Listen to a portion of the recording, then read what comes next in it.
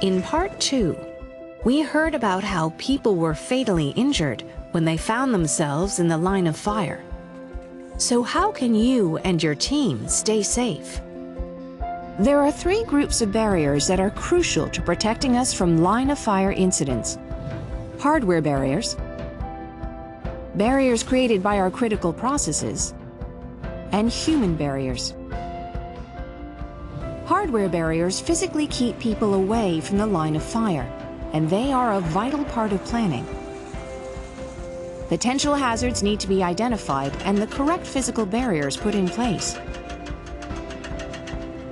For instance, using hardware barriers to make it clear where people can work or move safely, and where machines can operate. If part of your job is to prepare work, do people have the right tools, personal protective equipment, and information to be safe? Have the right qualified people been chosen to do each job? Are there sufficient barriers to fence off hazardous areas? The critical processes are also important for keeping people out of the line of fire. We all have responsibility for ensuring that the correct processes are in place and that they're being followed. Are the site rules understood by everyone working on site? Have all permits to work been prepared and shared properly?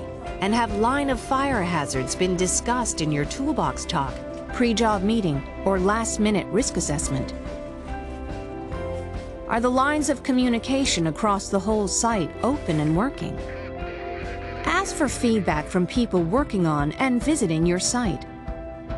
Be alert and look out for any weak signals that may indicate controls are not as strong as you think. But even if we follow all these precautions, it is not possible to remove every hazard from the workplace. When everything else is in place, you are the last line of defense. You, the human barrier. Your actions do make a difference. You play a vital role in keeping yourself and your colleagues safe. Always be aware, look around for any potential hazards, and avoid working in the line of fire. And if you feel a colleague is in danger, intervene. Be their eyes and ears as well as your own. What you do on site counts. It could make the difference between life and death. Before you do anything, always check and then double check for lines of fire in areas where you're working. And while you're looking, think about what might go wrong. Mistakes can happen, but if you are out of the line of fire, you can avoid their consequences. Nothing is more important than your safety.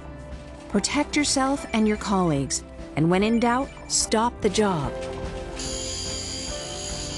Use your instincts and all of your senses, and make sure you and your colleagues stay safe.